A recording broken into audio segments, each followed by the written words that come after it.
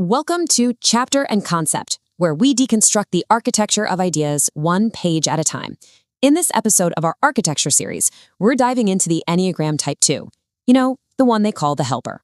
We're going to look at what really drives them, those hidden tensions under the surface, and what their path toward growth actually looks like. This sentence right here, it just perfectly captures the central conflict, the real heart of the issue for the Type 2. It's this entire world built on a foundation of love, but as we're about to see, the line between genuinely giving and a desperate need for validation, well, that line can get dangerously blurred. Okay, so let's get right into it by looking at the architectural blueprint of the Type 2 personality. You've got to understand this foundation to see how the rest of the entire structure gets built on top of it. So every personality type has this core blueprint, right? And for the Type 2, it all revolves around love. You can see their basic desire is to feel loved, but their greatest fear is being unwanted, being unloved. This one dynamic creates this incredibly powerful tension inside. It's what fuels their passion, which interestingly is pride, and it also points them toward their ultimate path to growth, the virtue of humility.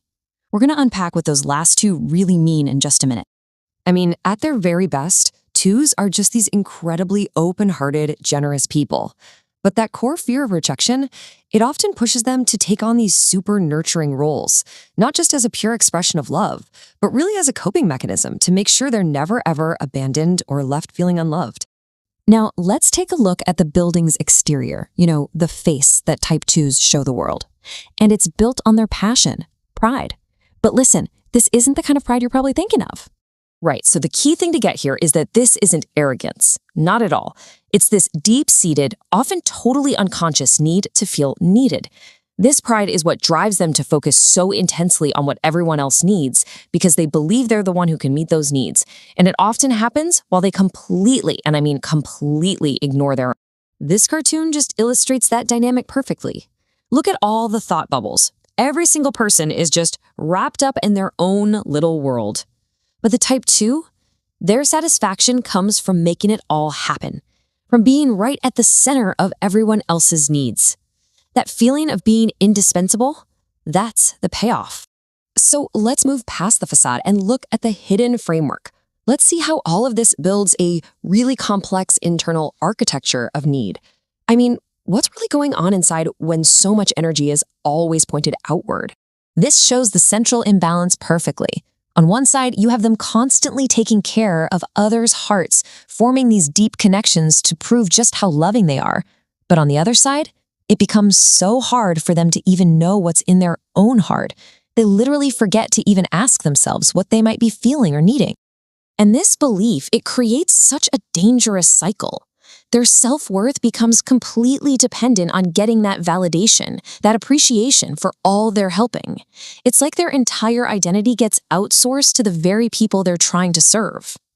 So what happens when the structure is under stress? What happens when the two doesn't feel appreciated for all of that giving? Well, this is where the architecture can start to crumble and collapse into its shadow side. So in the Enneagram, every type moves toward another type when they're stressed out. It's called disintegration.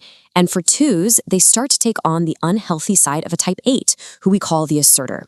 And suddenly, all that gentle helpfulness can twist into this really demanding, controlling energy. It's a huge shift. So instead of giving freely, their actions become a way to enforce dependency on them. They can get smothering, maybe use some guilt trips or other manipulative tricks to get the appreciation they're craving. The giving stops being a gift. It becomes a transaction where they expect a very specific return. But, and this is a big but, there is a path back to health. There's a way to renovate this whole architecture to be more stable, more authentic, and it all starts with them embracing their core virtue. Humility becomes the key reinforcement for the whole structure. And we're not talking about self-deprecation here.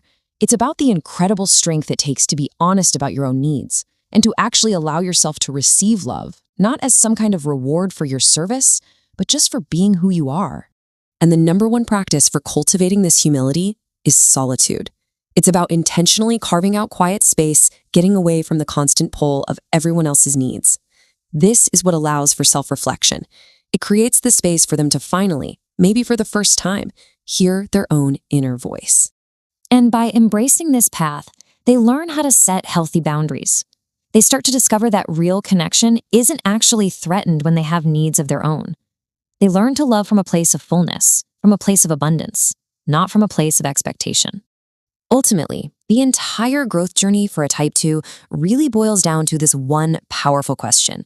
It's about shifting from that prideful assumption of, I have to be the source of your happiness, to the humble freedom of just contributing to it. It's about moving from a deep need to be needed to the incredible freedom of simply being. That brings this chapter to a close. Thank you for joining us at Chapter and Concept.